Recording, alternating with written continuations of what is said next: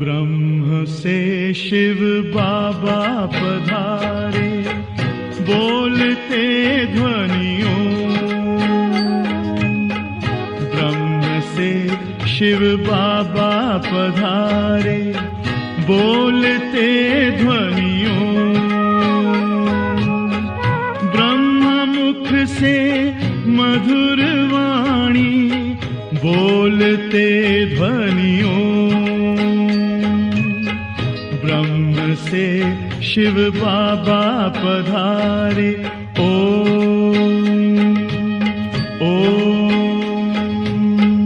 ओम शांति। आज 12 अगस्त 2024 बाबा के महावाक्य हैं, मीठे बच्चे, अब वापस घर जाना है, इसलिए बाप को याद करने और अपने चरित्र को सुधारने की मेहनत करो। प्रश्न है, अज्ञान नींद में सुलाने वाली बात कौन सी है? उससे नुकसान क्या हुआ है? उत्तर है, कल्प की आयु लाखों वर्ष कहना, यही अज्ञान की नींद में सुलाने वाली बात है। इससे ज्ञान नेत्रहीन हो गए हैं, घर को बहुत दूर समझते हैं। बुद्धि में है, अभी तो लाखों वर्ष यहाँ ही सुख दुख का पाठ बजाना है, इसलिए पावन बनने की मेहनत नहीं करते हैं। तुम बच्चे जानते हो, अभी घर बहुत नजदीक है, अब हमें मेहनत करके कर्मातीत बनना है। ओम शांति। मीठे मीठे बच्चों को अब बाप ने घर याद दिलाया है। भल भक्ति मार्ग में भी घर को याद करते हैं, परंतु वहाँ जाना कब है, कैसे जाना है, वह कुछ भी नहीं जानते। कल्प की आयु लाखों वर्ष कह देने कारण घर भी भूल गया है। समझते हैं लाखों वर्ष यहाँ ही पाठ बजाते हैं तो घर भूल जाता है। अभी बाप याद दिलाते हैं, बच्चे घर तो बहुत नजदीक है, अब चलेंगे अपने घर। मैं तो तुम बच्चों के बुलावे पर आया हूँ, चलेंगे। कितनी सहज बात है। भक्ति मार्ग में तो पता भी नहीं पड़ता कि कब मुक्ति धाम में जाएंगे। मुक्ति को ही घर कहा जाता है। लाखों वर्ष कह देने के कारण सब भूल जाते हैं। बाप को भी तो घर को भी भूल जाते हैं। लाखों वर्ष कहने से बहुत फर्क पड़ जाता है। अज्ञान नींद में जैसे सो जाते हैं, किसको भी समझ में नहीं आता। भक्ति मार्ग में घर कितना दूर बताते हैं। बाप कहते हैं, वहाँ मुक्ति धाम में तो अभी जाना है। ऐसे थोड़ी ही है, तुम कोई लाखों वर्ष भक्ति करते हो, तुमको पता भी नहीं कि भक्ति कब से शुरू हुई है। लाखों वर्ष का हिसाब तो करने की दरकार ही नहीं। बाप को और घर को भूल जाते हैं। यह भी ड्रामा में नोंद है, परंतु नाहीक इतना दूर कर देते हैं। अब बाप कहते हैं, बच्चे घर तो बिल्कुल नजदीक है, अब मैं आया हूँ तुमको ले चलने। घर चलना है, परंतु पवित्र तो जरूर बनना है। गंगा स्नान आदि तो तुम करते आए हो, परंतु पवित्र बने नहीं हो। अगर पवित्र बनते तो घर चले जाते, परंतु घर का भी पता नहीं तो पवित्रता का भी पता नहीं। आधा कल्प से भक्ति की है तो भक्ति को छोड़ते ही नहीं। अब बाप कहते हैं भक्ति पूरी होती है, भक्ति में तो अपरंपार दुख रहता है। ऐसे नहीं कि तुम बच्चों ने लाखों वर्ष दुख देखा है, लाखों वर्ष की तो बात ही नहीं। सच्चा सच्चा दुख तो तुमने कलयुग में ही भोगा, जबकि जास्ती विकारों में गंदे बने हो। पहले जब रज्जों में थे तो कुछ समझ थी, अभी तो बिल्कुल बेसमझ हो गए हैं। अब बच्चों को कहते हैं सुख धाम चलना है तो पावन बनो। जन्म जन्मांतर की जो पाप सिर पर है उन्हें याद से उतारो, याद से बड़ी खुशी रहेगी। जो बाप तुमको आधा कल्प सुख धाम में ले जाते हैं उनको याद करना है। बाप कहते हैं तुमको ऐसा यानी लक्ष्मी नारायण जैसा बनना है तो एक तो पवित्र बनो और चरित्र सुधारो। विकारों को कहा जाता है भूत, लोभ का भी भूत कम नहीं है। यह भूत बहुत अशुद्ध है, मनुष्य को एकदम गंदा बना देता है। लोभ भी बहुत पाप कराता है। 5 विकार बहुत कड़े भूत हैं, इन सबको छोड़ना है। लोभ को छोड़ना भी ऐसा मुश्किल है जैसे काम को छोड़ना मुश्किल है। मोह को छोड़ना भी इतना मुश्किल हो जाता जितना काम को छोड़ना। छोड़ते ही नहीं, सारी आयु बाप समझाते आए हैं तो भी मोह की रट जुटी हुई रहती है। क्रोध भी मुश्किल छूटता है। कहते हैं बच्चों पर क्रोध आता है, नाम तो क्रोध का लेते हैं ना। कोई भी भूत न आए उन पर विजय पानी है। बाप कहते हैं जब तक मैं हूँ तब तक तुम पुरुषार्थ करते रहो।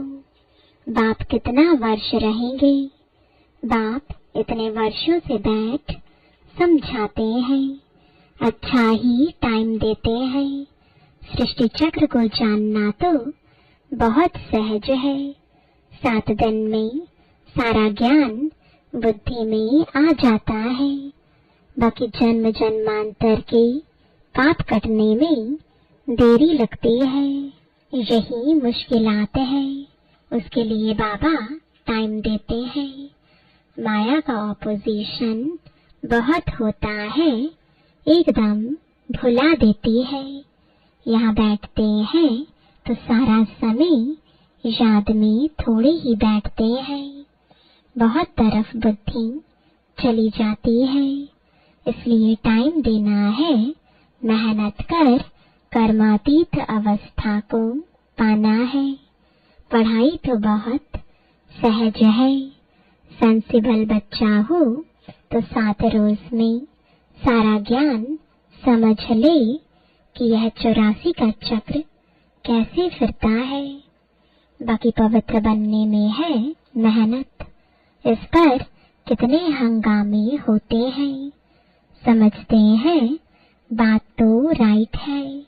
हम ग्लानि करते थे कि ये ब्रह्मा कुमारियां भाई बहन बनाती हैं, परंतु बात तो बरोबर राइट है। जब तक हम प्रजापिता ब्रह्मा के बच्चे नहीं बने हैं तब तक पवित्र कैसे रह सकेंगे? क्रिमिनल आई से सिविल आई कैसे बन सकती है?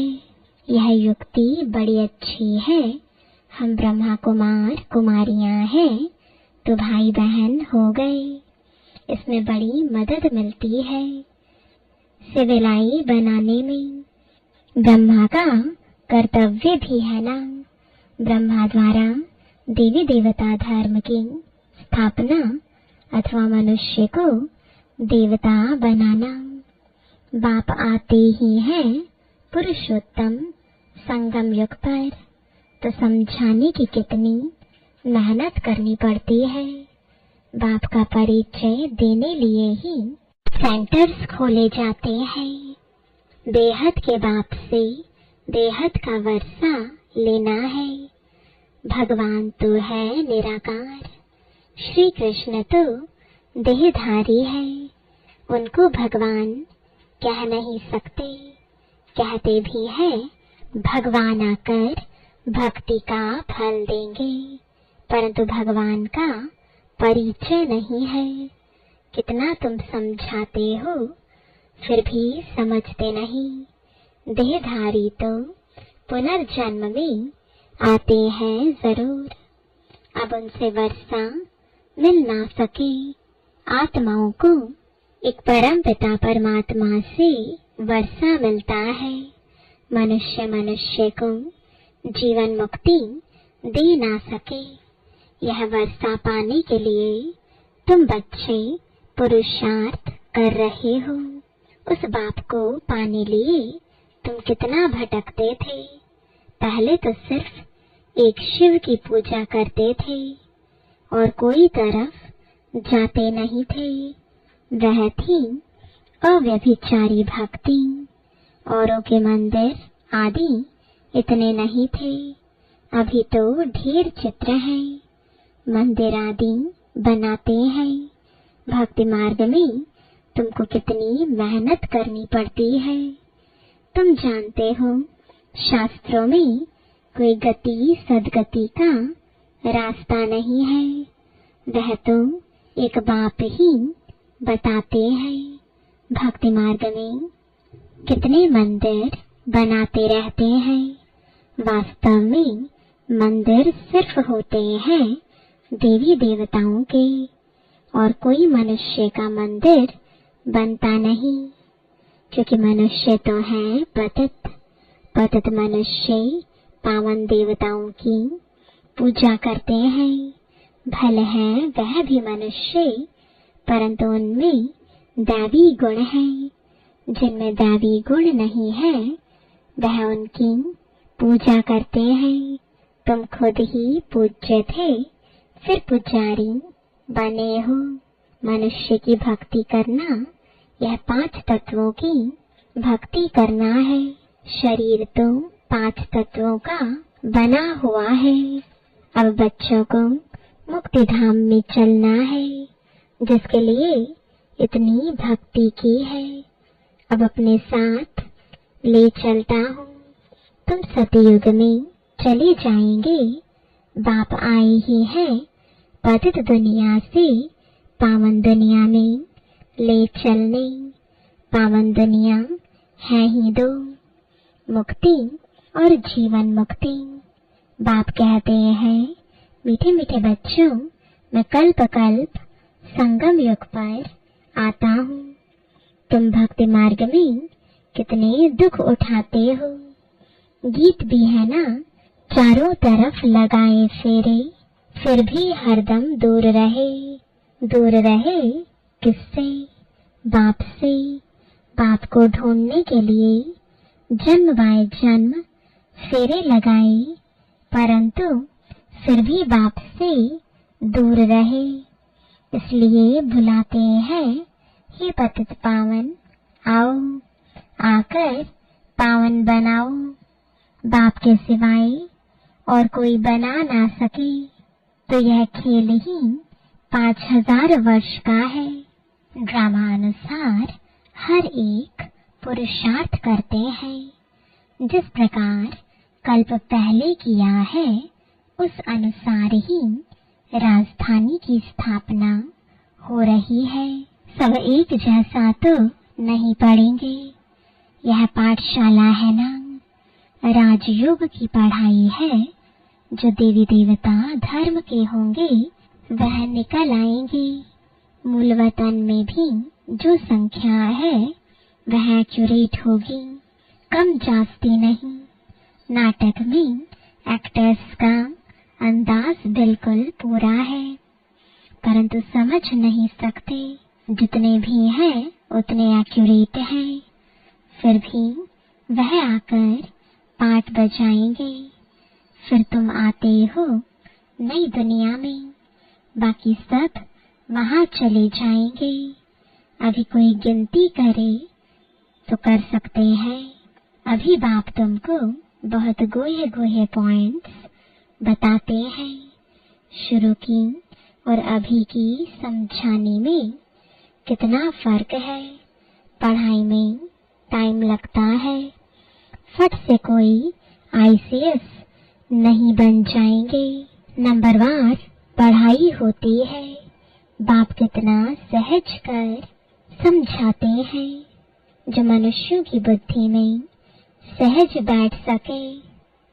दिन प्रतिदिन नए नए पॉइंट्स समझाते रहते हैं। अब बाप कहते हैं, मुझ पतित पावन बाप को बुलाया है। मैं आया हूँ तो तुम पावन बनो ना। अपने को आत्मा समझ मामेकम याद करो तो तुम सतु प्रधान बन जाएंगे। फिर यहाँ आना पड़ेगा पाठ बजाने। बाप कहते हैं, आत्मा पतित बनी है, इसलिए पतित पावन बाप को याद करते हैं। पावन बनने के लिए कितना वंडर है। इतनी छोटी सी आत्मा कितना पाठ बजाती है। इसको कुदरत कहा जाता है। उनको देखा नहीं जाता है। कोई कहते हैं हम परमात्मा का साक्षात्कार करें। बाप कहते हैं, इतनी छोटी बिंदी का तुम साक्षात्कार क्या करेंगे। मैं जानने लायक हूँ, बाकी देखना तो मुश्किल है। आत्मा को यह सब कर्मेंद्रियां मिली हुई हैं पाठ बजाने के लिए। कितना पाठ बजाती हैं, यह वंडर है। कभी भी आत्मा घिसती नहीं। यह है अविनाशी ड्रामा। यह अविनाशी बना बनाया है। कब बना यह पूछ नहीं सकते। इनको अनादि कहा जाता है। मनुष्यों से पूछो रावण को कब से जलाते आए हैं। शास्त्र कब से पढ़ते आए हो तो कह देते हैं अनादि है, पता नहीं है, मुझे हुए हैं ना। बाप बैठ समझाते हैं हूबहू जैसे बच्चों को पढ़ाते हैं। तुम जानते हो हम बिल्कुल बेसमझ थे, फिर बेहद की समझ आ गई है। वह होती है हद की पढ़ाई, यह है बेहद की। आधा कल्प है दिन, आधा कल्प है रात। 21 जन्म तुम रिंचक भी दुख नहीं पा सकते। कहते हैं ना, शल तुम्हारा बाल भी बांका ना हो, कोई दुख दे ना सके। नाम ही है सुख धाम, यहाँ तो सुख है नहीं। मूल बात है पवित्रता की। कैरेक्टर्स अच्छे चाहिए ना। बच्चों को हर बात क्लियर समझाई जाती है। नुकसान और फायदा होता है ना। अभी तो बाप कहते हैं फायदे की बात ही छोटी। अभी तो नुकसान ही नुकसान होने का है। विनाश का समय आ रहा है। उस समय देखना क्या क्या होता है।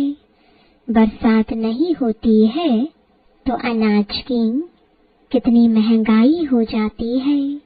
भल कितना भी कहते हैं 3 वर्ष के बाद बहुत अनाज होगा, फिर भी अनाज बाहर से मंगाते रहते हैं। ऐसा समय आएगा जो एक दाना भी मिल नहीं सकेगा।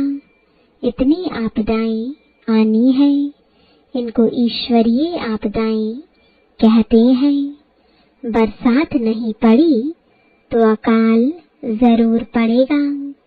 सभी तत्व आदि बिगड़ने वाले हैं। बहुत जगह तो बरसात नुकसान कर देती है। तुम बच्चे जानते हो, बाप आदि सनातन देवी देवता धर्म की स्थापना कर रहे हैं। तुम्हारी एम ऑब्जेक्ट है यह, फिर से तुमको नर से नारायण बनाते हैं। यह बेहद का पाठ बेहद का बाप ही पढ़ाते हैं। जो जैसा पढ़ेगा ऐसा पद पाएगा। बाप तो पुरुषार्थ कराते हैं। पुरुषार्थ कम करेंगे तो पद भी कम पाएंगे। टीचर भी स्टूडेंट को समझाएंगे ना। दूसरे को जब आप समान बनाते हैं तब मालूम पड़ता है यह अच्छी रीति पढ़ते और पढ़ाते हैं। मूल है ही याद की यात्रा। सिर पर पापों का बोझा बहुत है। मुझे याद करो तो पाप भस्म हो। यह है रूहानी यात्रा। छोटे बच्चे को भी सिखलाओ कि शिव बाबा को याद करो। उनका भी हक है। यह नहीं समझेंगे कि अपने को आत्मा समझ बाप को याद करना है। नहीं, सिर्फ शिव बाबा को याद करेंगे। मेहनत करने से उनका भी कल्याण हो सकता है। अच्छा, मीठे मीठे सिकिलदे बच्चों प्रति माता पिता बाप दादा का याद प्यार और गुड मॉर्निंग। रूहानी बाप की रूहानी बच्चों को नमस्ते। रूहानी बच्चों की रूहानी बाप दादा को गुड मॉर्निंग और नमस्ते। धारणा के लिए मुख्य सार है, पहला, नर से नारायण पद प्राप्त करने के लिए बेहद के बाप से बेहद का पाठ पढ़कर दूसरों को पढ़ाना है। आप समान बनाने की सेवा करनी है। दूसरा, लोभ मोह की जो रगे हैं उनको निकालने की मेहनत करनी है। अपने चरित्र को ऐसा सुधारना है जो कोई भूत अंदर प्रवेश होने ना पाए। वरदान है, भगवान और भाग्य की स्मृति से औरों का भी भाग्य बनाने वाले खुशनुमा खुश नसीब भव। अमृत वेले से लेकर रात तक अपने भिन्न भिन्न भाग्य को स्मृति में लाओ और यही गीत गाते रहो, वहाँ मेरा श्रेष्ठ भाग्य। जो भगवान और भाग्य की स्मृति में रहते हैं वही औरों को भाग्यवान बना सकते हैं। ब्राह्मण माना ही सदा भाग्यवान, सदा खुश नसीब। किसी की हिम्मत नहीं जो ब्राह्मण आत्मा की खुशी कम कर सके। हर एक खुशनुमा खुश नसीब हो। ब्राह्मण जीवन में खुशी का जाना असंभव है। भल शरीर चला जाए लेकिन खुशी जा नहीं सकती। स्लोगन है, माया के झूले को छोड़ अतीन्द्रिय सुख के झूले में सदा झूलते रहो। ओम शांति।